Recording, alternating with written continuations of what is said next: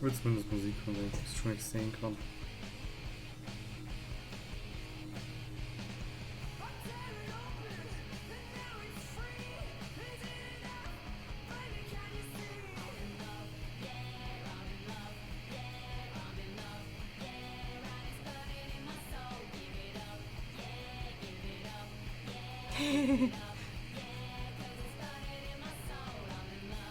Tut mir leid, habe ich dich gleich gefragt.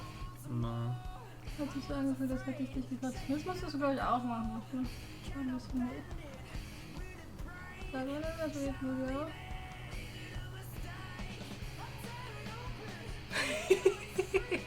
Darfst du gerne auch vorlesen, dann will ich auch was mitbekommen. Was?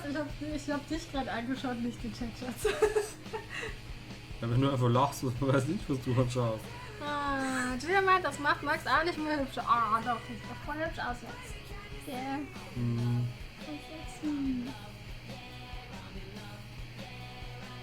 Weißt mal. Ach, warte, hast du jetzt Kontaktlinsen an oder hast du Puder? Ich hab eine Brille. Oh, okay, dann setz mal auf. Ich weiß nicht, wie viel man sieht, wenn du Brille.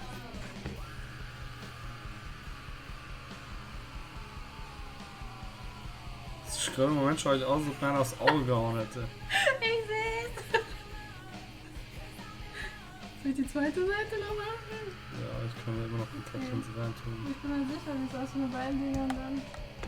Nein, dann warte ich gleich noch mal anstrengen. Kann wir einen Spitzer? Ich bin mir nicht sicher, dass gleich kein Stift mehr kommt. Boah. Was du halt alles von mir willst, ey, jetzt schau noch mal in der Schachtel nach. Oh, okay. Keine Ahnung, du hast doch Spitzer gehabt.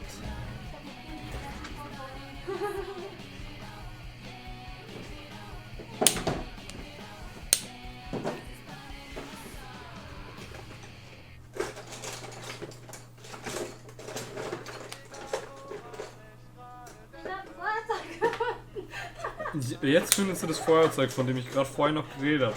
Ich sagte, da in der Schachtel ist ein Feuerzeug. Nee, da ist keins drin.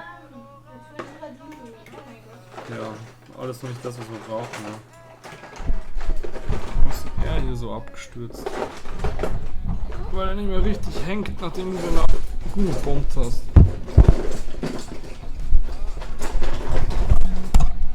Melli zerstört wieder alles, was ich mühsam aufgebaut habe.